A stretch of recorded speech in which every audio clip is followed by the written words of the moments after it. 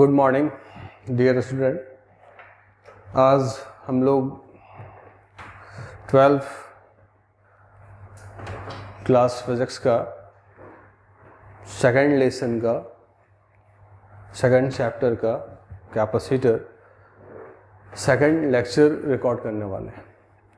तो last class में हम लोगों ने, जो मुझे याद है, लास्ट क्लास में हम लोग वहाँ तक मूव किए थे capacitor connected with A battery.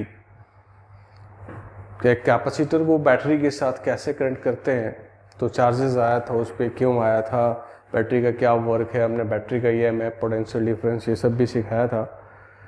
तो इसके बाद जो है बैटरी के साथ और चलेगा और क्लास होगा, वो तो फंडामेंटल था।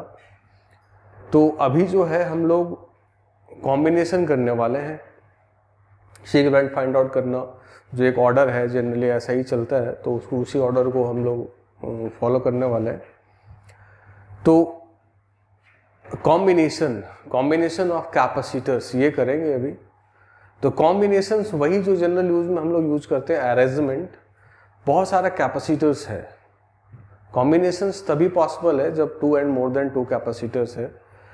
जैसे 10th स्टैंडर्ड में पढ़ना था, combination of resistor, 2 types of combination, series combination and parallel combination. तो मेनली 2 ही कॉम्बिनेशन है और वही दोनों कॉम्बिनेशन को हम लोग यहाँ पे भी रेसिस्टर के क्रॉस करने वाले हैं, रेसिस्टर में करने वाले हैं। बहुत सारा रेसिस्टर कंबाइंड है, तो किस कॉम्बिनेशन को हम लोग सीरीज कॉम्बिनेशन बोलेंगे, क्या देखेंगे तो वो सीरीज कॉम्बिनेशन होगा, क्या देखेंगे तो वो पैरेलल कॉम्बिनेशन होगा, क्या अरेंजमेंट रहेगा कि उसको हम बोल सकते हैं कि ये अरेंजमेंट जो है, ये कॉम्बिनेशन ऑफ कैपेसिटर्स जो है वो सीरीज कॉम्बिनेशन का है, और क्या अरेंजमेंट है देखेंगे तो ये बोलेंगे कि ये जो अरेंजमेंट ऑफ कैपेसिटर है, इनका जो कॉम्बिनेशन है एक दूसरे के साथ, वो पैरेलल है या नहीं है, और पैरेलल है तो क्या कंडीशन होने वाला है। तो अप टू 12th स्टैंडर्ड अगर हम देखें तो उसमें यही बोलेंगे कि there are 2 types of combination, one is series combination and other is parallel combination. तो वो अभी हम लोग देखते हैं, यहीं से स्टार्ट करते हैं।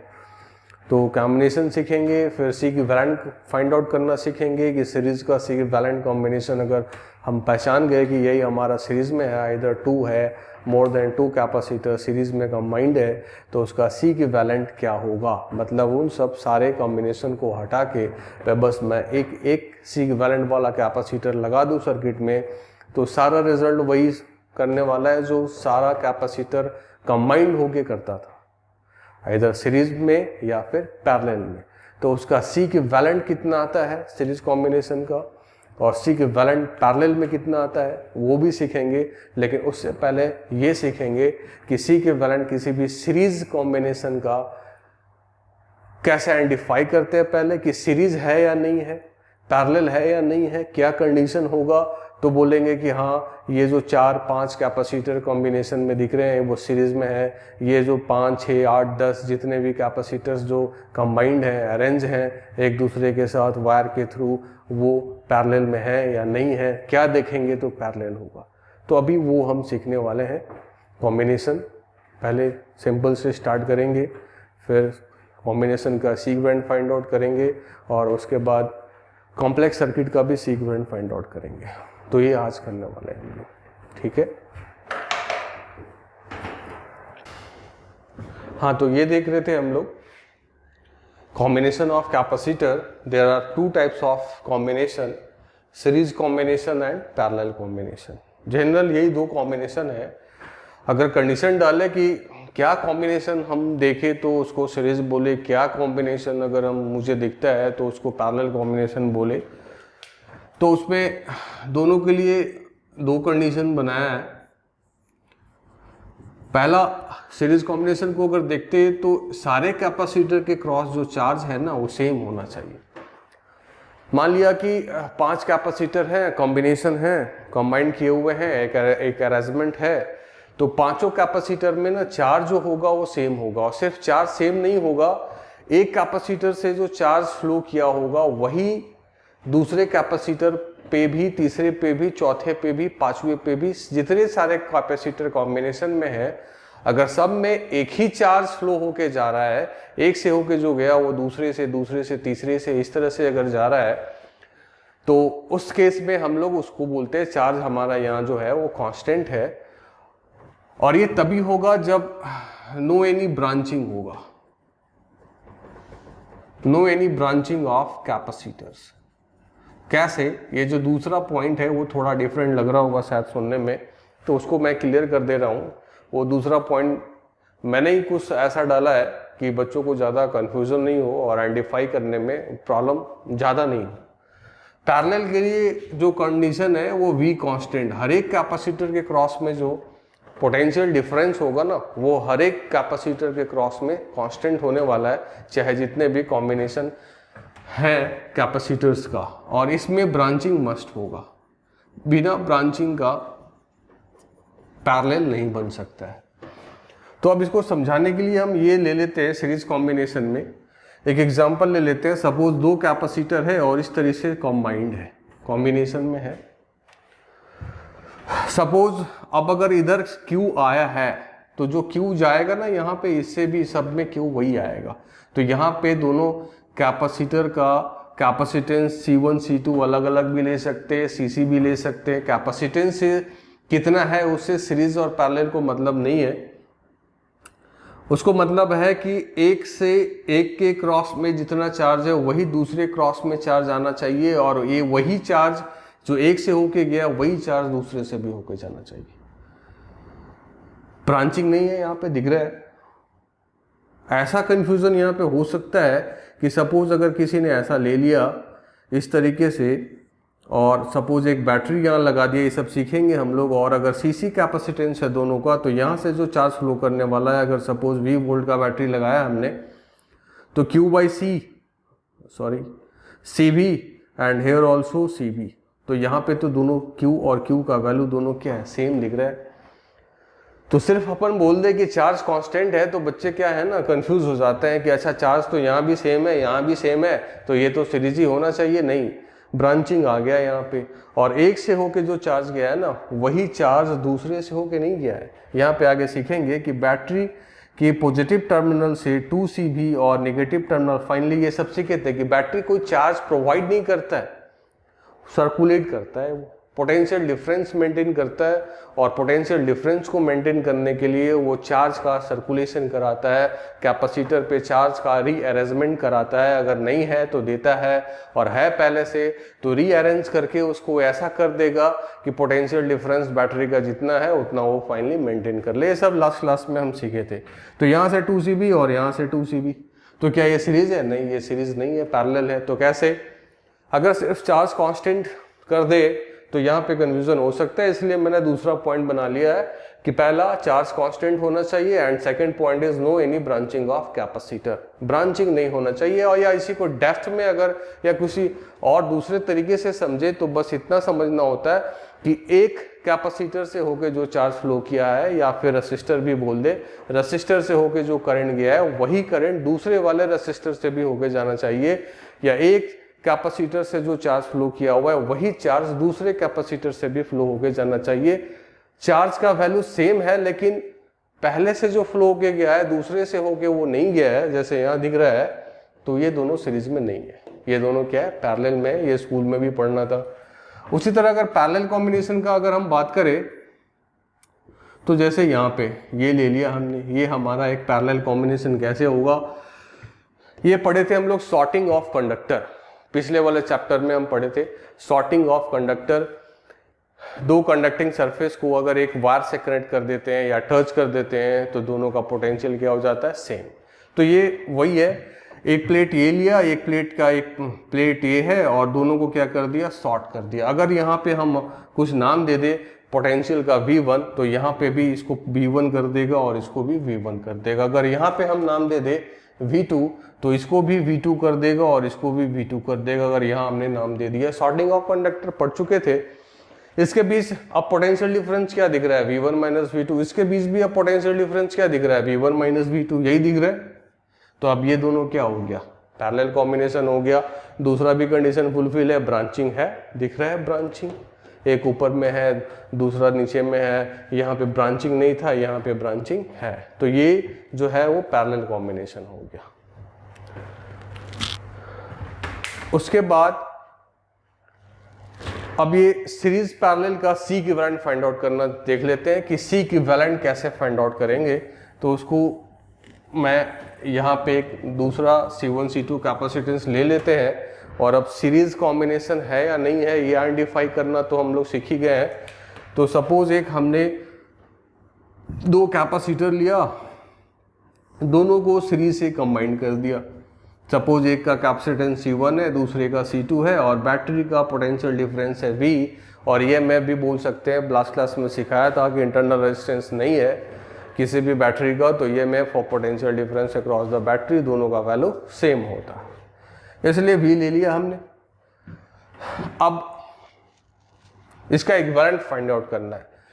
सपोज अब ये करेगा, बैटरी लगाने से होता क्या है ये सब सीखे थे हम लोग लास्ट क्लास में, तो वो और सीखेंगे कैसे चार्ज है वो और सीखेंगे। अभी हमको सी इक्विवेलेंट सपोज फाइंड करना है। तो सपोज ये अगर यहाँ 0 तो यहाँ ये V, यहाँ 0 यहाँ V, अगर इन दोनों के बीच में पोटेंशियल डिफरेंस है तो चार्ज भी आना चाहिए। तो सपोज बैटरी ने Q अमाउंट ऑफ चार्ज इधर से और इधर से, जितना बैटरी देता है उतना लेता है, ये क्लियर है, ये सब आता है, पिछले क्लास में बताया था। इस पर कोई चार्ज नहीं था तो प्लस Q आ गया, प्लस Q है इंड्यूस होके माइनस Q आएगा, माइनस Q, इस पे पहले टोटल चार्ज क्या था 0, तो यहाँ माइनस Q है तो यहाँ सपोज कर सकते हैं प्लस Q। ये सब ये आइसोलेटेड के टर्म में आ गया। ये जो दोनों प्लेट है ना, ये दोनों प्लेट और किसी भी बस एक कंडक्टिंग वायर से कनेक्टेड है और कहीं से भी कनेक्शन नहीं है, तो इसको बोलते हैं हम लोग आगे, और इसको डेप्थ में भी पढ़ेंगे, इसको बोलते हैं हम लोग आइसोलेटेड सिस्टम बोल सकते हैं। ये बाकी से इसको डायरेक्ट कोई वायर से कनेक्शन नहीं है। तो इनिशियल चार्ज और फाइनल चार्ज आइसोलेटेड सिस्टम का अगर इंडक्शन से उस पर इंड्यूस्ड हो रहा है तो फाइनल और इनिशियल चार्ज हमेशा सेम होता है। ये पहले भी हम लोग कर चुके हैं।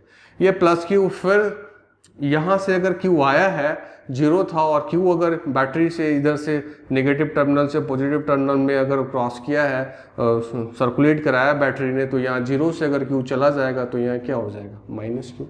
तो अगर यहाँ देखें हम लोग तो एक ही चार्ज जो है वो दोनों से होके गया है, सीरीज कॉम्बिनेशन है। अब इसके इक्विवेलेंट अगर हमको एक सर्किट बनाना है, दोनों C1 C2 को चेंज करके बस हमको एक सी इक्विवेलेंट लिखना है और सारा काम ये वैसे ही करेगा जैसे पहले हो रहा था। पहले क्या हो रहा था, V वोल्ट का बैटरी था और कितना अमाउंट ऑफ चार्ज सर्कुलेशन में था Q, तो ये Q डाल दिया। अब ये Q तो यहाँ पे भी प्लस Q और यहाँ पे माइनस Q, ये सब कर चुके हैं। तो अब अगर यहाँ पे हम किरचॉफ्स लूप लॉ लगाए और यहाँ पे भी हम किरचॉफ्स लूप लॉ लगाए, तो यहाँ पे अगर लगाए यहाँ से यहाँ गया, ये सब पिछले क्लास में कर चुके थे। Kirchhoff's loop law, Kirchhoff junction law, ये सब कर चुके थे, उसका यूज करते हैं फिर से। यहाँ पे वो दोबारा से रिवीजन हो जाएगा।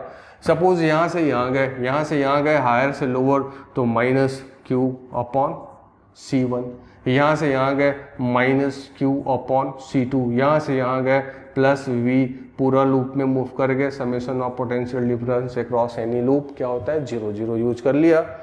तो यहाँ से हमने देखा कि V इक्वल टू, अगर इधर Q कॉमन ले ले तो 1 upon C1 plus 1 upon C2, ये हो गया हमारा इक्वेशन नंबर फर्स्ट। अगर यहाँ भी हम अगर किरचॉफ्स लूप लॉ लगा ले, सपोज यहाँ से यहाँ गए, प्लस से माइनस, घटा, घटने पे पोटेंशियल माइनस, ये सब पिछले क्लास में सिखाया था। Q divide by C equivalent, फिर यहाँ से यहाँ, देन प्लस लोअर से higher, plus V equal to 0, तो यहाँ से इक्वेशन कन्वर्ट हो गया V equal to Q multiply 1 upon C equivalent. ये हो गया हमारा equation number second. Then first and second equation को कंपेयर कर ले, तो ये जो टर्म दिख रहा है ये और ये सेम है और ये सेम है, तो इसको भी क्या होना पड़ेगा सेम। तो यहाँ से फ्रॉम फर्स्ट एंड सेकंड लिख सकते हैं हम लोग, from first and second 1 by C equivalent is equal to 1 upon C1 plus 1 upon C2 लिख दिया। अब 3 है, 4 है, 5 है, तो उसी तरह से आएगा 1 upon C1 plus 1 upon C2 plus 1 upon C3 plus 1 upon C4, ये ऐसे ही आएगा। अगर यहाँ अपन हम देखें तो C इक्विवेलेंट और लिख सकते हैं C1 C2 divide by C1 plus C2, ये देख सकते हैं। C इक्विवेलेंट जो यहाँ दिख रहा है वो C1 C2 divide by C1 plus C2। अगर R इक्विवेलेंट जो 10th स्टैंडर्ड में पढ़ना था सीरीज का तो वो होता था R1 प्लस R2, और पैरेलल का इसी तरह का आता था। यानी ये बोल सकते हैं कि कैपेसिटर में C इक्विवेलेंट पैरेलल की तरह बिहेव करता है, कंपेयर करने के लिए जस्ट, क्योंकि 10th स्टैंडर्ड में इक्विवेलेंट रेजिस्टेंस पढ़ना था और ये उसी तरीके का आ रहा है, तो ये बोल सकते हैं, बोल के याद रख सकते हैं, और दोनों तो पढ़ना ही है फाइनली। तो ये बोल सकते हैं कि जो C इक्विवेलेंट है वो रेसिस्टर का पैरेलल वाला जो रिजल्ट आता था कैपेसिटर में, वो सीरीज वाला रिजल्ट जो है वो एक्वायर कर लेगा। तो ये क्लियर है। अब अगर यहाँ चार्ज का भी डिस्ट्रीब्यूशन देखे और अगर वोल्टेज का डिस्ट्रीब्यूशन देखे, वो यहाँ पे कर लेंगे तो आगे कुछ प्रॉब्लम में आसान होगा। चार्ज तो सीरीज कॉम्बिनेशन में सेम ही है, चार्ज तो सेम ही है, वो कंडीशन है। अगर यहाँ हम इसके क्रॉस में V1 देखें, ये जो V है ये V1 और V2 इन्हीं दोनों का सम है। तो अगर यहाँ पे हम इस कैपेसिटर का अगर हम voltage potential difference across capacitor having capacitance C1 अगर देखें, तो इसका जो V1 दिख रहा है वो है Q/C1, और अगर इसका जो V2 दिख रहा है वो दिख रहा है Q/C2। तो अगर V1 और V2 का रेशियो अगर यहाँ कर लेते हैं तो V1 जो है वो इन्वर्सली प्रोपोर्शनल टू C1 है, उसी तरह V2 जो है इन्वर्सली प्रोपोर्शनल टू C2 है। रेशियो कर ले हम तो ये आपका आने वाला है C2/C1, यानी जो वोल्टेज है वो इन्वर्सली प्रोपोर्शनल टू कैपेसिटेंस। किसी का कैपेसिटेंस ज़्यादा है तो उसके क्रॉस जो वोल्टेज ड्रॉप है वो कम होगा, और किसी का कैपेसिटेंस कम है तो उस कैपेसिटर के क्रॉस जो वोल्टेज ड्रॉप है वो ज़्यादा होगा। अब अगर यहाँ पे हम V देखें तो ये कुछ नहीं V1 प्लस V2 है। सपोज अगर यहाँ पे हमने 10 वोल्ट का बैटरी लगाया है, तो सपोज अगर यहाँ 3 वोल्ट यूज किया है कैपेसिटर ने, तो यहाँ 7 वोल्ट यूज करेगा। 7 प्लस 3 दोनों मिलके क्या होगा, 10 हो जाएगा। अब वोल्टेज ड्रॉप ज़्यादा उसका होगा जिसका कैपेसिटेंस कम होगा, और जिसका कैपेसिटेंस ज़्यादा होगा उसका वोल्टेज ड्रॉप कम होगा। ये छोटा मोटा है, आगे यूज कर सकते हैं इसको। तो यहाँ से ये भी देख लिया कि सीरीज कॉम्बिनेशन का जो C इक्विवेलेंट है वो क्या होगा, डायरेक्ट लिख सकते हैं। और सीरीज कॉम्बिनेशन में जो वोल्टेज ड्रॉप होता है इनवर्सली प्रोपोर्शनल टू कैपेसिटेंस होता है। अब सेकेंड टर्म देख लेते हैं हम लोग, पैरेलल कॉम्बिनेशन। तो पैरेलल कॉम्बिनेशन का वही एक यूज कर लेते हैं, 2 कैपेसिटेंस लिया और हमने उसको पैरेलल में कंबाइन कर दिया। अब इसको देख के तो समझ में आता ही है कि यस सर ये जो है ना आपका वो पैरेलल कॉम्बिनेशन है, अभी आपने सिखाया था, ऐसा कुछ कर लिया। अगर यहाँ पे किसी ने 0 रखा तो यहाँ V होगा, ये सब बताया था। ये सॉर्टिंग ऑफ कंडक्टर है, यहाँ भी 0, यहाँ भी 0, यहाँ भी V और यहाँ भी V। अब अगर चार्ज देखें हम लोग तो पोटेंशियल डिफरेंस दिख रहा है, कैपेसिटेंस दिख रहा है। तो यहाँ से जो Q1 सपोज इधर से जो जाएगा या इस पे अपीयर्ड होगा वो यहाँ पे C1V, यानी कि यहाँ प्लस Q1 और यहाँ पे माइनस Q1। उसी तरह से यहाँ Q2, तो यहाँ लिख सकते हैं C2V, यहाँ पे प्लस Q2 और यहाँ पे माइनस Q2। अगर बैटरी से इधर देखे पॉजिटिव टर्मिनल से तो total charge Q1 plus Q2। अब इस पे 0 था, इस पे भी 0 था और माइनस में आ गया, यानी कि जरूर ये Q1 प्लस Q2 जो चार्ज है वो इधर आया होगा। सारा रूल्स फॉलो हो रहा है। पोटेंशियल डिफरेंस बैटरी का काम किया, पोटेंशियल डिफरेंस मेंटेन करके रखना। साथ में बैटरी के हायर पोटेंशियल से जितना चार्ज फ्लो करेगा जिस डायरेक्शन में, उतना ही चार्ज उसी डायरेक्शन में फ्लो करेगा, वो भी क्लियर है, सब कुछ यहाँ दिख रहा है।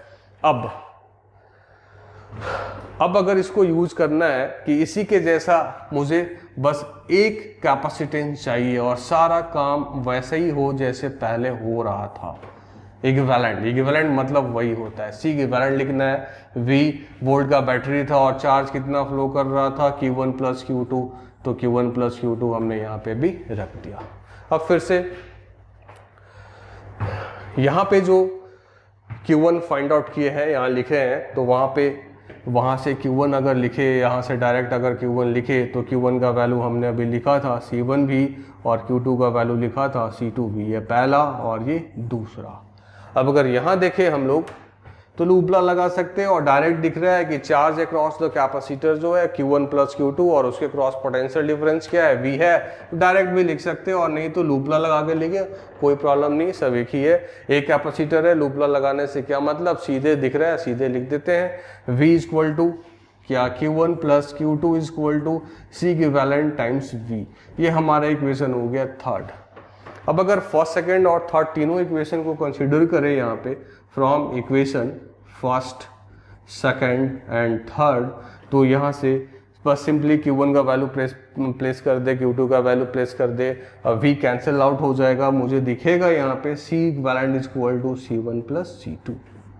जो अभी बताया था कि 10th स्टैंडर्ड में रेसिस्टर जो होता था पैरेलल में, वो कैपेसिटर सीरीज में आ गया और रेसिस्टर जो सीरीज में होता था उसका रिजल्ट कैपेसिटर ने अपने पैरेलल कॉम्बिनेशन में एक्वायर कर लिया। याद रखने के लिए, कंपेयर करने के लिए।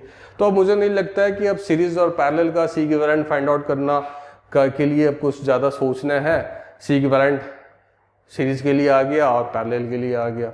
अब अगर यहाँ पे हम जैसे यहाँ पे देखा था कि जो वोल्टेज ड्रॉप होता है इनवर्सली प्रोपोर्शनल टू कैपेसिटेंस, किसके लिए, सीरीज कॉम्बिनेशन के लिए।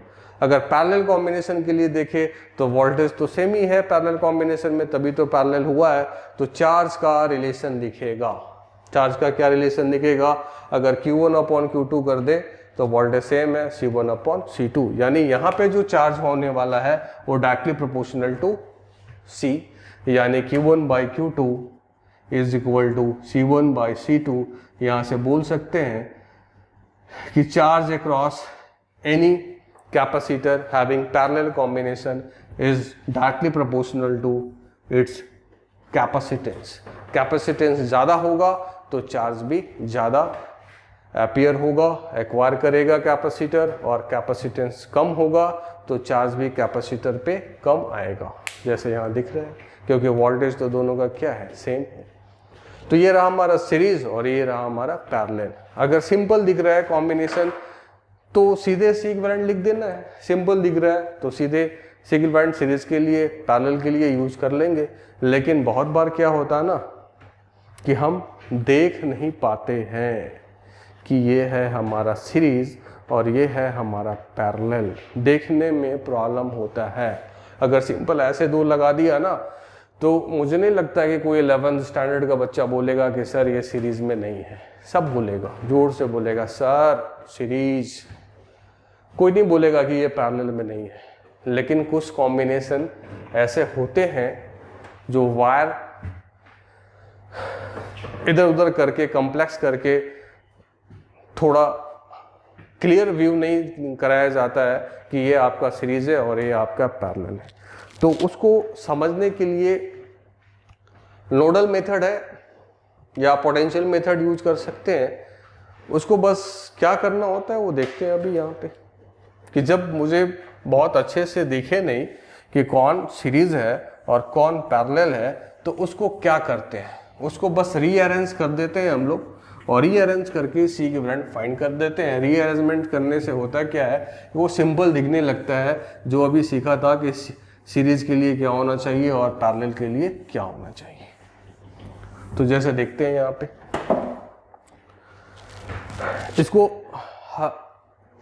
नाम देते हैं C equivalent for complex circuit. Complex बहुत ज़्यादा वाला नहीं है, ये स्टार्टिंग का है और ये सीखना है। हाँ, ऐसे सीखते सीखते बहुत ज़्यादा कॉम्प्लेक्स वाला भी कर लेंगे हम लोग। तो ये कॉम्प्लेक्स सर्किट का C इक्विवेलेंट फाइंड करना है, उसके लिए एक तरीका है जिसको अभी करने वाले हैं।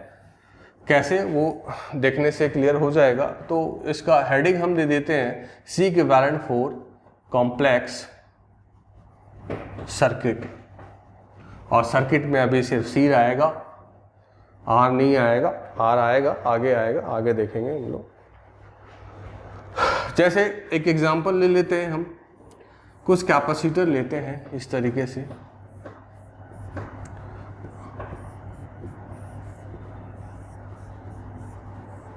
ऐसा लगा दिया। सपोज C1 C2 है या सबका C ही ले लेते हैं, उससे तो ज़्यादा मतलब है नहीं। अब अगर इसका बात करें, कोई पूछे कि find out the C equivalent between the 2 points A and B, किसी ने पूछा C equivalent between A and B find करना है, तो सी equivalent between A and B find करना है।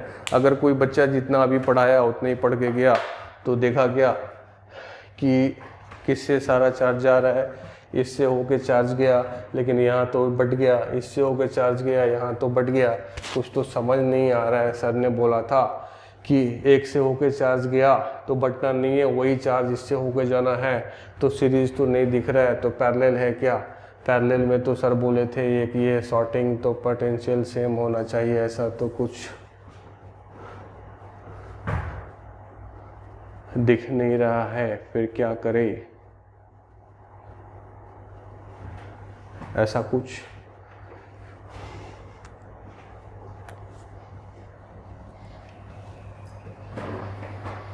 ये हमने पहले ही थोड़ा टफ कर दिया है।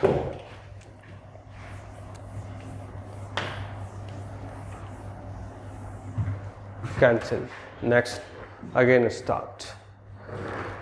तो आगे हम लोग पढ़ते हैं C equivalent for complex circuit. Circuit में अभी यहाँ पे आपका सिर्फ कैपेसिटर ही रहने वाला है, रेसिस्टर आगे आएगा, आरसी सर्किट होगा, वो सब आगे करेंगे। अभी बस सी देखना है, सिर्फ कैपेसिटर ही है हमारे पास। तो सपोज इसको एक एग्जांपल वाइज कर लेते हैं। तो एक एग्जांपल हमने लिया, सपोज एक बहुत कैपेसिटर ले लिया, सपोज हमने ले लिया 3 ले लिया, एक यहाँ ज्वाइन कर दिया और दूसरा यहाँ ज्वाइन कर लिया, और नाम दे दिया हमने ए और नाम दे दिया यहाँ हमने बी, ए और बी। सपोज सबका कैपेसिटेंस जो है ना वो सेम ही है, ऐसा कर दिया सपोज। तो अब अगर जितना हम लोग अभी सीखे थे अगर उससे यहाँ पे काम करें, तो अभी सीखा था सीरीज में। अच्छा, सीरीज में सर ने सिखाया था ना कि जो चार्ज है ना वो सेम होना चाहिए। तो सपोज इधर से चार्ज, अरे इधर से, तो इधर से चार्ज, इधर से चार्ज कैसे करें? अच्छा, सीरीज में तो पता नहीं है सर कि नहीं है सीरीज में, पैरेलल में है क्या?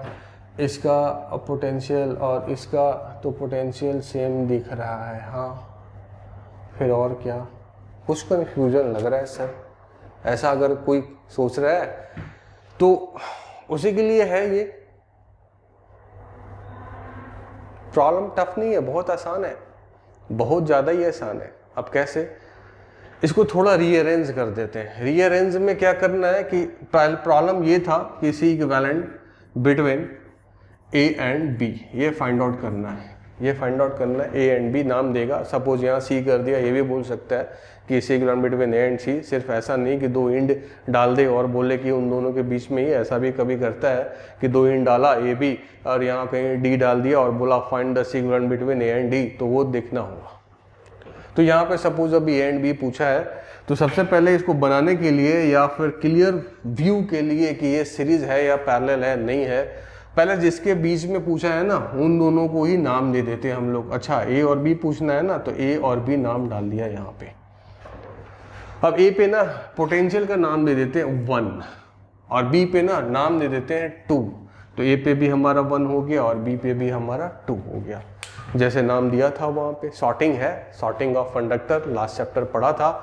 तो ये डायरेक्ट जो सॉर्ट है ना, ये एक कंडक्टर है, तो इसका भी पोटेंशियल हो जाएगा 1, नाम है 1 वोल्ट भी ले सकते हैं हम लोग, सिंपली नाम है कि इसका पोटेंशियल क्या हो गया 1। और कहाँ कहाँ शॉर्ट है? अच्छा, यहाँ शॉर्ट है तो इसका भी 1 नाम हो गया, और यहाँ भी शॉर्ट था वैसी वायर से, तो यहाँ पे भी नाम हो गया 1। अब इसका 2 है तो इसको भी तो 2 मिलेगा, डायरेक्ट कॉम्बिन शॉर्टिंग किया हुआ, इसको भी 2 मिलेगा और इसको भी 2 मिलेगा। अब जितना सारा कैपेसिटर था ना, कैपेसिटर का जितना सारा प्लेट था, सारे प्लेट्स का पोटेंशियल का नेमिंग तो अब हो गया है। हाँ, इसको भी हो गया, इसको भी हो गया, इसको भी हो गया, तो कुछ नहीं, बस यहाँ देखना है और लगाते जाना है। एक उठाया हमने 1 और 2, तो 1 यहाँ है, 2 यहाँ है, 1 और 2 के बीच में एक हमने लगा दिया, इसका काम हो गया ख़त्म। इसलिए कट कर दिया क्योंकि फिर से दोबारा नहीं लगाना पड़े। बिना कट करने के लिए इसलिए मैं बोल रहा हूँ क्योंकि एक बार ले लेते हैं, फिर इधर चलते हैं, फिर से दोबारा इसी को ले लेते हैं, कट हो जाएगा तो क्लियर हो जाएगा कि हमने इसका यूज कर लिया। अब फिर से देखा 1 और 2, तो 1 इधर है, एक 1 के बीच और एक 2 के बीच में, फिर से वही पोटेंशियल दे दिया हमने, इसका भी काम हो गया। फिर 1 2, तो इधर है 1 1 और इधर है 2 1, इधर आ गया। ये और ये सेम ही है, सर्किट चेंज नहीं हुआ है, बस यहाँ पे दिख नहीं रहा था अच्छे से और यहाँ से दिख रहा है। अगर यहाँ पे अगर कोई पूछे कि अगर सी सी सी कैसा कॉम्बिनेशन है, 3 कैपेसिटर है और कैसा कॉम्बिनेशन है, तो मुझे नहीं लगता है कि अब किसी को बोलने में प्रॉब्लम है कि सर ये तो पैरेलल है। लेकिन ऐसा नहीं देके ऐसा देता है तो कन्फ्यूजन होने लगता है कि कौन सीरीज है और कौन पैरेलल है। तो ये कर लिया हमने। अब यहाँ तीनों क्या है, पैरेलल है। पैरेलल में क्या होता था, सी इक्विवेलेंट C1 + C2 + C3, ये क्या हो जाएगा 3C। एरिया दिया हुआ है, सपोज C नहीं दिया हुआ, एरिया मीडियम दिया हुआ है, फ्री स्पेस है, वैक्यूम है, बिटवीन प्लेट्स D दिया हुआ है, तो पैरेलल प्लेट कैपेसिटर का कैपेसिटेंस C पढ़ चुके थे A∈0/D, तो उससे भी यूज कर सकते हैं 3 टाइम्स A∈0/D यूज कर लिया सीधे। कभी कभी C नहीं देता है, एरिया प्लेट्स का दे देता है, डिस्टेंस बिटवीन द प्लेट्स दे देता है और मीडियम बता देता है कि वैक्यूम है और फ्री स्पेस है, तो ऐसे कर लिया हमने। और देखते हैं कुछ, ये तो पहला हो गया एग्जाम्पल, और दूसरा एग्जाम्पल देखते हैं। धीरे धीरे इसी मेथड से सीखेंगे। दूसरा एग्जाम्पल देखते हैं।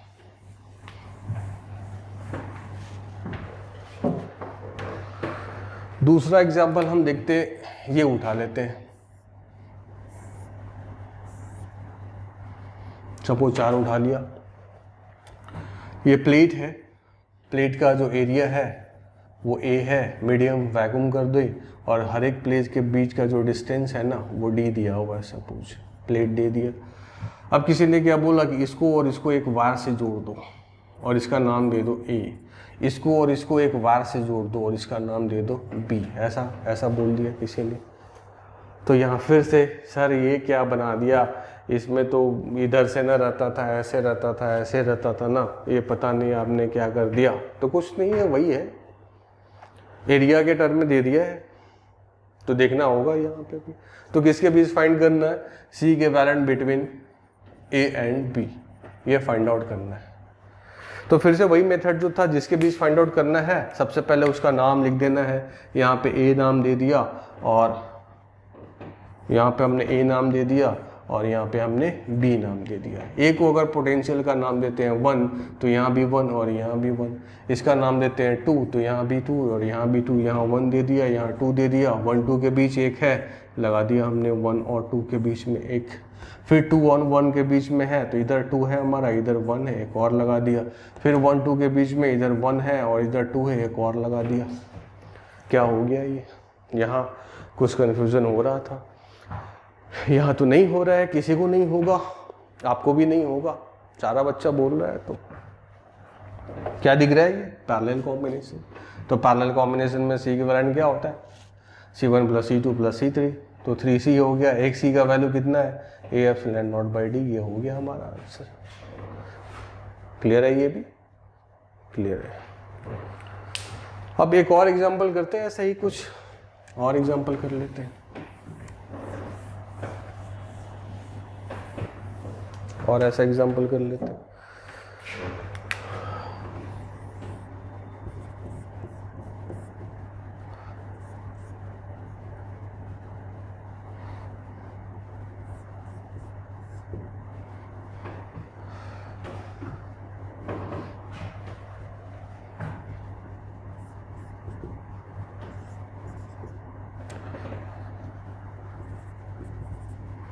सबका कैपेसिटेंस CC है, ऐसा कुछ कॉम्बिनेशन बनाया हुआ है,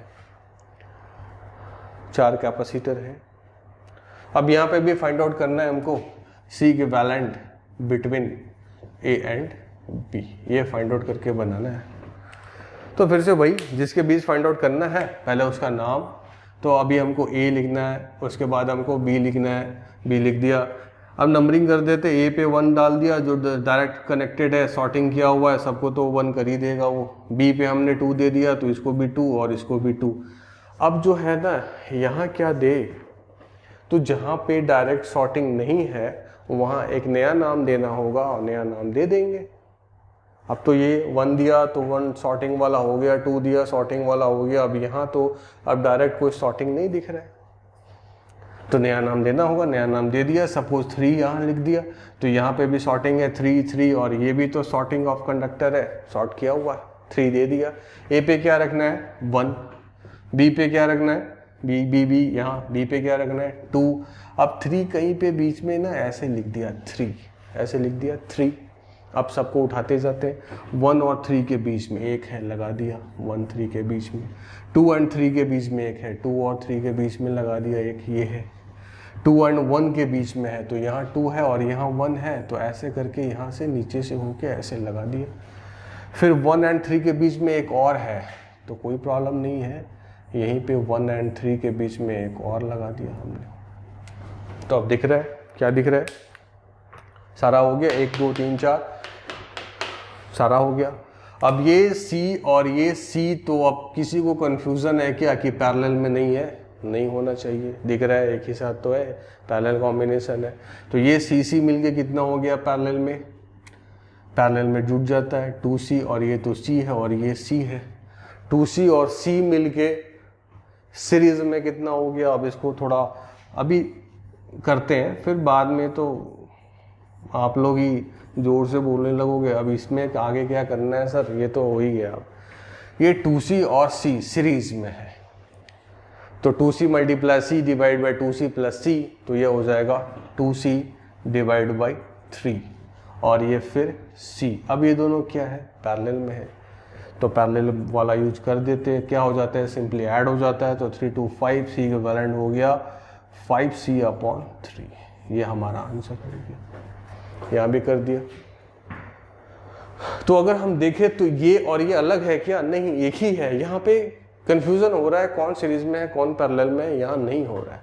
तो ऐसा नहीं है कि हमने सर्किट को ही चेंज कर दिया, सर्किट वही है, सारा कॉम्बिनेशन वही है, बस यहाँ पे हम देख पा रहे हैं आसानी से कि हाँ ये सर सीरीज है और ये सर पैरेलल है। और आगे करते हैं, और आगे करते हैं, देखते हैं इसमें और इसको रब कर देते हैं।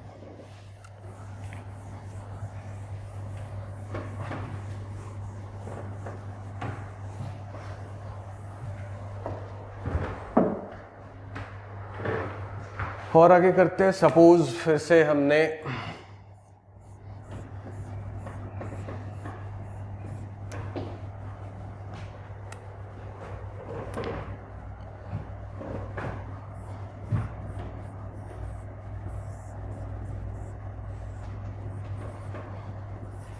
ऐसा कर दिया A और B, सबका सपोज CC है, कैपेसिटेंस CC है, सबका CC है। अब जिस मेथड से बताया था उसी मेथड से सपोज किसी ने स्टार्ट किया, देखो गलती होता है यहाँ पे, क्या गलती होता है देखो। अभी जो मेथड बताया था उसी मेथड से स्टार्ट किया किसी ने, सर A और B ना, हाँ सर C के balance between A and B he find करना है सर, लिख दिया। तो इसमें क्या है सर, A लिखा और फिर B लिखा, यही तो बोले थे आप। A का नाम दे दिया 1, B का नाम दे दिया 2, यहाँ भी 1 यहाँ भी 2। अब इसका भी 1 हो जाएगा, इसका भी 1 हो जाएगा, इसका भी 2 और इसका भी 2। सॉर्टिंग है, डायरेक्ट है। अच्छा नहीं है, नहीं है तो अभी तो सिखाया था ना सर, नहीं है वहाँ नया नाम देते हैं, 3 दे दिया तो इसको भी 3 मिल गया, इसको भी 3 और इसको भी 3। यहाँ नहीं है, नया नाम दे देते हैं 4, इसको भी 4 हो गया, इसको भी 4 हो गया, इसको भी 4 हो गया। अच्छा अब लिख डालते हैं, तो लिख देते हैं। अब 1 2 तो है, 3 4 सर आप बोला था ना, ये उसी लाइन में लिख दो, 3 4 लिख दो उसी लाइन में, कहीं तो 2 नाम था दे दिया। 1 और 3 के बीच में एक है सर, लगा दिया। 3 और 4 के बीच में एक है सर, वो भी लगा दिया। 3 और 2 के बीच में एक है सर, तो ये रहा 3 और ये रहा 2, ये भी लगा दिया।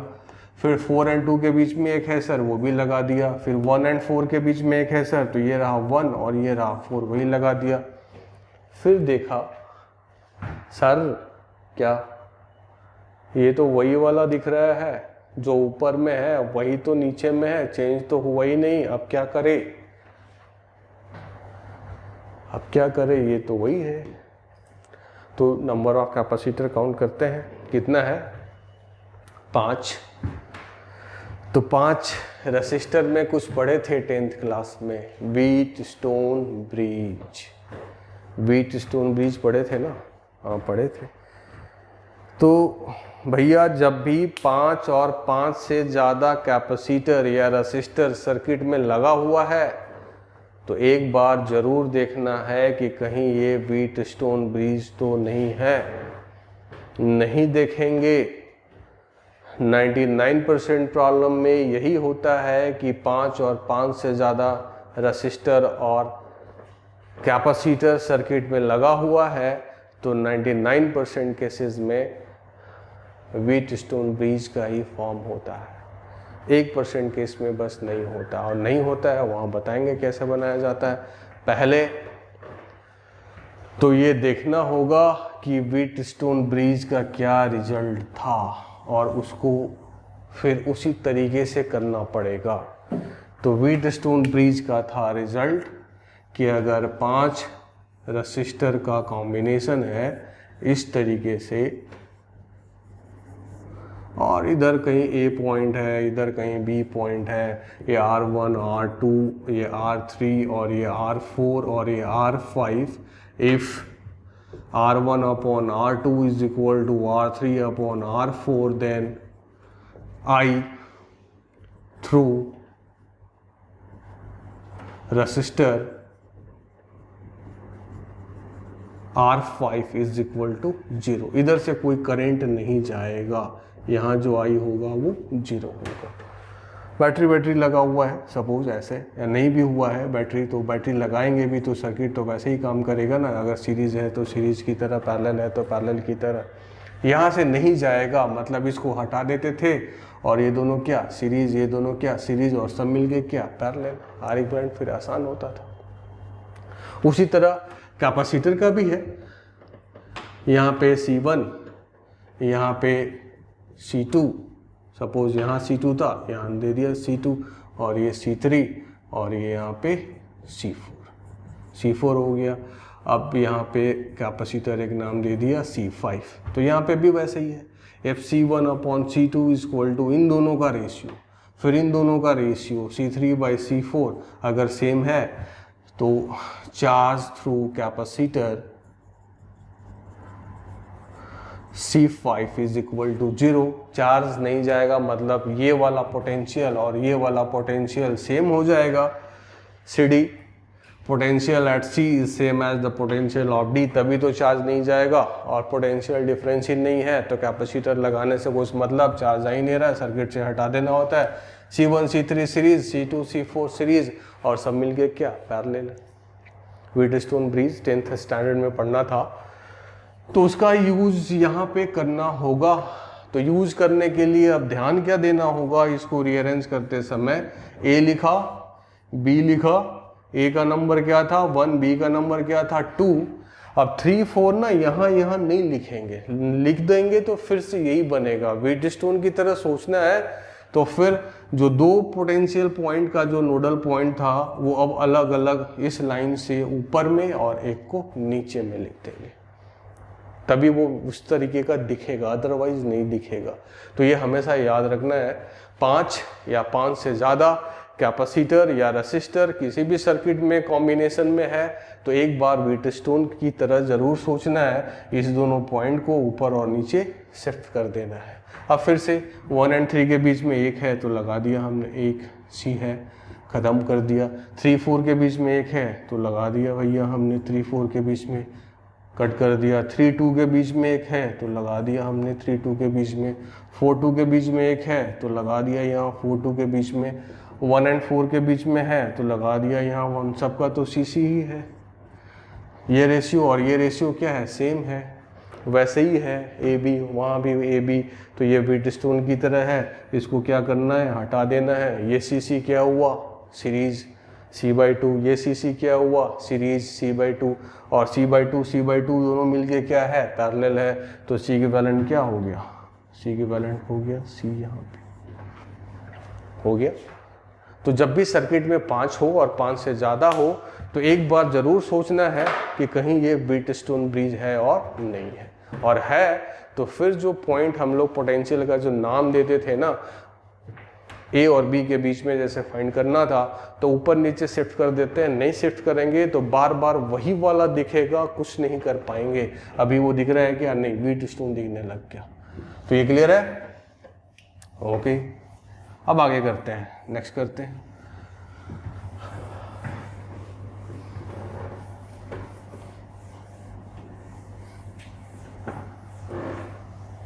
अब व्हीटस्टोन उठाई थे तो इसी का आगे का कर देते हैं। सपोज 5 कैपेसिटर है लेकिन व्हीटस्टोन की तरह नहीं है, यानी कि कैपेसिटेंस का जो रेशियो है वो उस तरीके का नहीं है जिस तरीके का कंडीशन होता था व्हीटस्टोन में। तो कैसे बनाएंगे सर, कैसे बनाएंगे?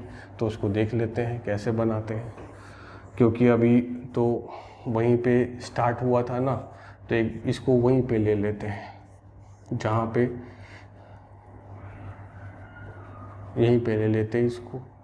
यहाँ पे ले लिया हमने। सपोज ये 1 माइक्रोफराड का है, ये 2 माइक्रोफराड का है, और ये 2 माइक्रोफराड का है, और ये 1 माइक्रोफराड का है, और ये सपोज है हमारा, वो डाल देते हैं 1 माइक्रोफराड। माइक्रो क्यों बताया था ये सब। अब इस तरह का कॉम्बिनेशन है कैपेसिटर का। कितना कैपेसिटर दिख रहा है? 5। यहाँ पे नाम दे दिया ए और यहाँ पे नाम दे दिया बी। इस तरह कैपेसिटर है और ए और बी नाम दे दिया। और फाइंड आउट करना है हमको किसी equivalent between A and B find out कर लो।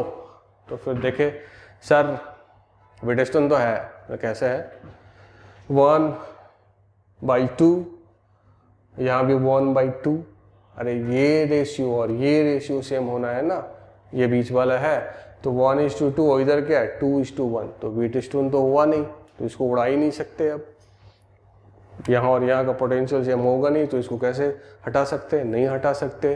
तो ये व्हीटस्टोन नहीं है, नहीं है तो फिर सी इक्विवेलेंट तो अब बताना तो पड़ेगा ना। प्रॉब्लम है व्हीटस्टोन नहीं है, 5 कैपेसिटर है, तो अब प्रॉब्लम भी तो करना ही है। तो 5 कैपेसिटर का अब इसमें व्हीटस्टोन नहीं है, तो क्या करते हैं, कैसे करते हैं, उसको बनाते हैं। तो इस पे ना खुद से एक बैटरी ले लेते हैं। सपोज ये C है और C के वैलेंट, मान लो कि यहाँ पे हमारा A और यहाँ पे हमारा B। अब C के वैलेंट इसका जो है वो सारा मिलके ऐसा C के वैलेंट देगा। सपोज यहाँ पे एक हमने बैटरी लगा दिया, सीरीज पैरेलल का भी ये वैलेंट समझा था।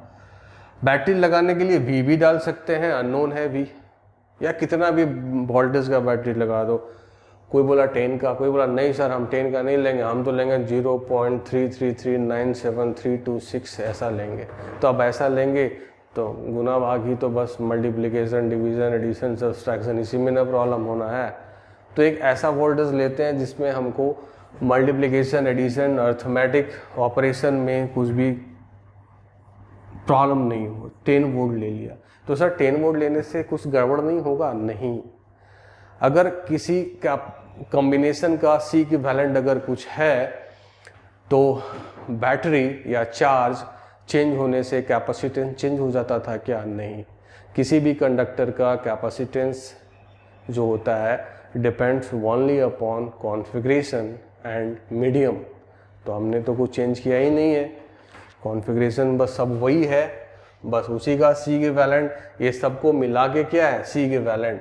तो यहाँ पे 10 वोल्ट का लगाओ तो उसके अकॉर्डिंगली चार्ज आएगा, 20 वोल्ट का लगाओ उसके अकॉर्डिंगली चार्ज आएगा, या फिर 100 वोल्ट का लगाओ उसके अकॉर्डिंगली चार्ज आएगा, सच दैट Q/V हमेशा C ही आएगा। V चेंज करोगे Q चेंज करेगा। तो 10 वोल्ट लेना आसान है मल्टीप्लिकेशन, एडिशन, सब्सट्रैक्शन के लिए, इसीलिए 10 वोल्ट लेते हैं यहाँ पे। इसलिए हमने यहाँ 10 ले लिया। अब यहाँ 0 बैटरी का जो काम था पोटेंशियल डिफरेंस मेंटेन करना, यहाँ 0। अब यहाँ क्या कर दिया उसने? 10। तो जो डायरेक्ट सॉर्टिंग जो है, यहाँ भी 0, यहाँ भी 0, यहाँ भी 10, यहाँ भी 10, ऐसा हो गया। अब इसके आगे का काम उसको सिंप्लीफाई करना पड़ेगा ना फाइनली। तो अब इसके आगे का काम जो है वो सिंप्लीफाई कर लेते हैं। अब अगर और देखिए हम सिमेट्री, बिना सिमेट्री से भी बनाएंगे तो बस एक इक्वेशन बड़ा हो जाएगा। सिमेट्री कुछ है, इधर 1 इधर भी 1 दिख रहा है, इधर 2 इधर भी 2 दिख रहा है, तो सिमेट्री का ऐसे कॉम्प्लेक्स सर्किट में पूरा एक लेक्चर ही चलेगा, लेक्चर ही बताएंगे कि सिमेट्री कैसे देखा जाता है, सिमेट्री वाले प्रॉब्लम कैसे आते हैं, सिमेट्री वाले प्रॉब्लम को कैसे फाइंड आउट करके उसको बनाना है। तो यहाँ थोड़ा देखते हैं। पोटेंशियल डिफरेंस हो गया, पोटेंशियल डिफरेंस होगा, कैपेसिटर के क्रॉस चार्ज आएगा तभी तो पोटेंशियल डिफरेंस होगा। तो चार्ज किस तरह से अरेंज होगा पोटेंशियल डिफरेंस होने के लिए? बैटरी जो क्या करेगा, चार्ज इधर से हायर पोटेंशियल से सपोज उसने कुछ अमाउंट ऑफ चार्ज दिया तो उतना ही लेगा, ये सब बताया था। तो सपोज यहाँ से Q1 गया और यहाँ से Q2 गया, और यही हमारा जो Q है इन्हीं दोनों का सम है। Q1 plus Q2 junction law बताया था, आने वाला चार्ज और जाने वाला चार्ज दोनों क्या होता है, किसी भी पॉइंट पे सेम होता है। तो यहाँ से Q आया, इधर से Q1 इधर से Q2, ये लिख दिया। बैटरी का रूल था, क्या रूल्स था? चार्ज दिया तो चार्ज लिया, अगर Q दिया है तो Q लेगा। अब ये भी है, बैटरी ये भी देखता है कि सामने में जो है ना पोटेंशियल डिफरेंस जनरेट किया है और सामने में कैपेसिटर है, तो चार्ज को सर्कुलेट कराना है तो चार्ज को रास्ता देखता है, वो रास्ता कैपेसिटर दिखाता है उसको कि मेरा कैपेसिटेंस इतना है तो हम इतना तो चार्ज लेंगे अगर इतना पोटेंशियल डिफरेंस मेंटेन करना है। तो यहाँ से Q गया तो यहाँ से भी उसी तरीके से Q आया। ये एक हमारा एक कॉम्बिनेशन है, बैटरी ने Q दिया तो बैटरी ने Q लिया। अब यहाँ पे पॉइंट पे Q गया तो यहाँ से भी Q पॉइंट, इस पॉइंट पे Q आउट हो जाएगा। नहीं आउट होगा तो बैटरी का पोटेंशियल डिफरेंस मेंटेन करके रखना था, और चार्ज जितना हायर पोटेंशियल से जाएगा उतना ही लोअर पोटेंशियल से जाएगा, ये सब सीख चुके थे। अब यहाँ पे जब Q आगे सामने देखता है, क्या दिखता है? ऊपर में 1 है, नीचे में 2 है, 1 माइक्रोफराड एंड 2 माइक्रोफराड, और इधर में 1 माइक्रोफराड है। यहाँ पे भी चार्ज जब आउट हो रहा होगा ना तो देख रहा होगा कि हमारे पास 1 माइक्रोफराड का कैपेसिटेंस है, दूसरा 2 माइक्रोफराड का कैपेसिटेंस है और बीच में ऐसा है। तो अगर बैटरी इसको Q2 चार्ज इधर से सप्लाई किया होगा ना तो बोलेगा मैं भी तो इधर देख रहा हूँ ना 2 माइक्रोफराड, मैं भी इसे क्या लूँगा, Q2 लूँगा। फिर यहाँ देखेगा कि 1 माइक्रोफराड, तो ये बोलेगा ना कि मेरे पास भी तो 1 माइक्रोफराड है पीछे, तो अगर तुमने उसको Q1 दिया है तो मैं उससे Q1 ही लूँगा। ये सिमेट्री को आइडेंटिफाई करने का एक तरीका है। इस प्रोसेस से चलते हैं, जैसे इन किया उसी इंस्टेंट पे आउट कर लिया, सामने देखा अगर पीछे में ये वैसे ही दिख रहा है तो ये जिस कैपेसिटर के साथ जो फेनोमेनन अपना किया था वही ये भी करेगा। अब इससे अगर Q1 जा रहा है, इससे भी Q1 जा रहा है, कैपेसिटेंस कितना है 1, यहाँ भी 1, चार्ज कितना है Q1, यहाँ भी Q1। तो अगर battery potential difference across the capacitor, charge of capacitor, capacitance of capacitor का रिलेशन है Q इक्वल टू CB। अगर Q और C दोनों सेम है तो पोटेंशियल डिफरेंस अक्रॉस कैपेसिटर भी क्या होना पड़ेगा, सेम होना पड़ेगा। तो यहाँ का पोटेंशियल डिफरेंस और यहाँ का पोटेंशियल डिफरेंस दोनों क्या होना पड़ेगा, सेम। तो सपोज यहाँ नाम देना है x, दे देते हैं नाम। तो यहाँ पोटेंशियल डिफरेंस क्या दिख रहा है, 10 माइनस x, ऐसे ही तो चार्ज जा रहा है, हायर पोटेंशियल ये लोअर पोटेंशियल ये। अब यहाँ ऐसे चार्ज जा रहा है यानी हायर पोटेंशियल ये और लोअर पोटेंशियल ये। तो यहाँ 0 है तो यहाँ क्या होना चाहिए, 10 माइनस x होना चाहिए, तभी तो यहाँ भी पोटेंशियल डिफरेंस और यहाँ भी पोटेंशियल डिफरेंस क्या हो गया, सेम हो गया। तो हर एक पॉइंट का पोटेंशियल आ गया ना। अब x फाइंड आउट कर लेंगे ना, सारा हो गया, बस काम खत्म है, इतना ही था। कैसे फाइंड आउट करेंगे देखते हैं। अब अगर कोई बोलेगा सर ये तो ठीक है, आपका 1 2 था और 2 1 था तो सिमेट्री लगा दिया और x ही मानना पड़ा। अगर यहाँ 1 2 और यहाँ 3 4 और यहाँ 5 माइक्रोफराड अगर ऐसा कुछ है तो सिमेट्री नहीं लगेगा। यहाँ 1 2 देख रहा है, यहाँ 2 3 देख रहा है तो सिमेट्री नहीं लगेगा। सिर्फ यहाँ 2 और यहाँ 2 होने से भी नहीं लगता। अगर यहाँ 1 2 और यहाँ 2 3 हो जाता ना तो भी नहीं लगता, क्योंकि अकेला ना ये 2 है, इसके साथ क्या ऊपर में 1 और यहाँ क्या है, सपोज 1 2 एंड 2 4 रहता तो यहाँ इसके साथ क्या है 4 है, तो भी नहीं लगता सिमेट्री। ऐसा नहीं कर सकते थे कि 2 है बस यहाँ कुछ और है और यहाँ भी 2 है, यहाँ इसके जैसा नहीं है तो फिर से यहाँ Q1 और Q2, ऐसा नहीं होता। तो फिर क्या होता, अगर ये सिमेट्री नहीं होता 1 2 और 1 2 नहीं होता, तो सिमेट्री नहीं होता तो यहाँ x डालते और यहाँ y डालते, 2 अननोन होता, 2 इक्वेशन आता और सॉल्व कर लेते। उसको भी कर लेंगे, पहले इसको कर लेते हैं। अब जहाँ x आया है ना, एक किरचॉफ जंक्शन का हमने यूज किया था इस तरीके से, इधर चार्ज गया, इधर चार्ज गया, इधर चार्ज गया, आने वाला कोई चार्ज नहीं है, आने वाला कोई चार्ज नहीं है, तो टोटल आउट है, तो टोटल आउट का sum is equal to total इन इस, और इन अगर 0 है तो सम आउट वाला भी क्या हो जाएगा 0। तो अब इसको लिखना है हमको, यहाँ से जो चार्ज जा रहा है, अब इसका डायरेक्शन का प्रॉपर यूज करके ही करना होता है। ये डायरेक्शन इधर लिया है और चार्ज को लिखने में अगर गड़बड़ कर दिया ना तो गड़बड़ हो जाएगा।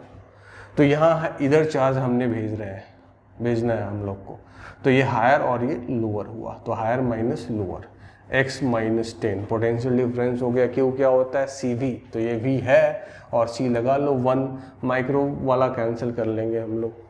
फिर अगर इधर भेजना है तो ये हायर है, इधर जाना है, ऐसे जाना है, चार्जेस साइन हमने दिया है, तो हायर ये हुआ और लोअर ये हुआ, तो हमेशा higher minus lower, x minus 10 और माइनस माइनस प्लस x हो जाएगा एंड मल्टीप्लाई कैपेसिटेंस कितना है 1, Q इक्वल टू क्या होता है CV, तो V हो गया x माइनस 10 और माइनस माइनस प्लस x कर दिया और C हो गया ये। अब यहाँ लिखना है तो x माइनस 0, इधर डायरेक्शन दिया, अगर इधर देते ना तो 0 माइनस x लिखते, इधर दिया है तो x माइनस 0 मल्टीप्लाई क्या 2, अब इसी का सम क्या कर देंगे 0, इन तो है नहीं सिर्फ आउट है, सिंप्लीफाई कर लेते हैं, x minus 10 plus 2x minus 10 plus 2x is equal to 0, 2x 4x and 1x 5x is equal to 20, 10 क्या हो गया 20, then x is equal to 4। यहाँ से हमारा निकल गया कि ये जो x है हमारा ना कुछ नहीं है, ये 4 वोल्ट है, तो यहाँ क्या हो जाएगा 6 वोल्ट, ये x का आ गया 4 वोल्ट, ये x का आ गया 6 वोल्ट। अब यहाँ दिख रहा है कि 10 माइनस 6 कितना हुआ 4, तो 4 वोल्ट पोटेंशियल डिफरेंस अगर आ गया और कैपेसिटेंस 2 है तो 4 2 से क्या हुआ 8, यानी ये Q2 का वैल्यू होने वाला 8 माइक्रो कूलम। 10 माइनस 4 6 मल्टीप्लाई 1 कितना 6, तो 6 माइक्रो कूलम, 8 4 कितना हुआ 8 4 का वैल्यू हो गया 12 माइक्रो कूलम। इधर से भी वही आएगा, 12 ही आना चाहिए, नहीं आया ना तो गड़बड़ हो जाएगा। फिर 4 माइनस 0 4 मल्टीप्लाई 2 क्या हो गया 8, तो 8 माइक्रो कूलम। 6 माइनस 0 6 मल्टीप्लाई 1 तो क्या हो गया 6 माइक्रो कूलम। 8 ये 14 होता है ना, सॉरी 12 नहीं होता है, 8 और 6 क्या होता है 14 होता है। इधर भी देखो यही Q2 8, तो इधर भी 8, इधर 6 तो इधर भी 6, और दोनों का सम फिर यहाँ क्या 14 माइक्रो कूलम, यानी कि ये जो है 14 है। यानी कि जो C के वैलेंट अगर यहाँ पे देखेंगे हम, तो अगर 10 वोल्ट लगा रहे हैं, अगर Q इक्वल टू CV का इक्वेशन यूज करना चाहे तो हमने Q क्या देखा, Q हमने देखा कि 14 माइक्रो कूलम का है। कैपेसिटेंस नहीं पता, C की वैलेंट लिख दिया उसके जैसा। वोल्टेज क्या हुआ, वोल्टेज कितना लिए हैं 10, तो C की वैलेंट आ गया, C की वैलेंट आ गया 1.4 माइक्रो फराड। 14 डिवाइड बाई 10 क्या होता है 1.4 माइक्रो फराड, या फिर 7/5 भी लिख सकते हैं। तो ये आ गया। ये क्यों किया हमने, बोला कोई बोला सर आपने यहाँ 10 ले लिया यहाँ 14 लिया, समझ नहीं आया क्या बताया। अभी किसी भी कैपेसिटर का चार्ज C और V का जो रिलेशन होता है, V जितना रखेंगे उसी कॉरस्पॉन्डिंग चार्ज आएगा। कैपेसिटेंस को मतलब नहीं है, V डबल कर देंगे चार्ज भी डबल कर देंगे, बहुत पहले सीखा था। V ट्रिपल कर देंगे तो चार्ज भी ट्रिपल हो जाएगा, चेंज हो जाएगा। Q directly proportional to V, वहीं से स्टार्ट ही किया था कैपेसिटर में। तो 10 वोल्ट का लेंगे तो उसके अकॉर्डिंगली हमारा चार्ज फाइंड आउट कर लिया, और उन दोनों का रेशियो क्या हो जाएगा, C इक्विवेलेंट होगा। 100 वोल्ट का लेंगे तो उसके अकॉर्डिंगली ये अपना चार्ज आ जाएगा, और रेशियो हमेशा क्या रहेगा, सेम रहेगा। इसीलिए हमने 10 लेके इसको फाइंड आउट कर दिया और इसका भी C इक्विवेलेंट फाइंड हो गया। अब थोड़ा वही बात कर लेते हैं, सिमेट्री नहीं हुआ, सपोज यहाँ 1 2 यहाँ 3 4 और यहाँ 5 होता, तो यहाँ x लिखते, यहाँ y लिखते, सिंपली कोई यहाँ नहीं करते। फिर इधर जैसे इक्वेशन लिखे थे ना एक, वैसे ही यहाँ y का भी एक और इक्वेशन लिखते, इधर गया चार्ज, इधर गया चार्ज, तीनों का सम 0, 2 अननोन होता, 2 इक्वेशन आ जाता, सॉल्व कर लेते, x y दोनों आ जाता, x y दोनों आ गया तो सारा चार्ज मिल गया। कैपेसिटेंस रेशियो, चार्ज और वोल्टेज का रेशियो फाइंड आउट कर लेते, कैपेसिटेंस आ जाता। तो यहाँ तक क्लियर है। अगर व्हीटस्टोन 5 है कैपेसिटर कॉम्बिनेशन और व्हीटस्टोन नहीं है तो भी हम लोग फाइंड आउट कर सकते हैं। तो अब आगे हम लोग सीखेंगे, थोड़ा सिमेट्री सीख लेते हैं। तो C इक्विवेलेंट सिमेट्रिकल सर्किट को फाइंड आउट करके कैसे बनाते हैं हम लोग C इक्विवेलेंट, तो उसको सीखेंगे, और वो हम लोग अब नेक्स्ट क्लास में सीखते हैं। C equivalent for complex circuit और भी हम लोग अब नेक्स्ट क्लास में सीखेंगे। आज के लिए इतना ही रखते हैं। Okay, thank you.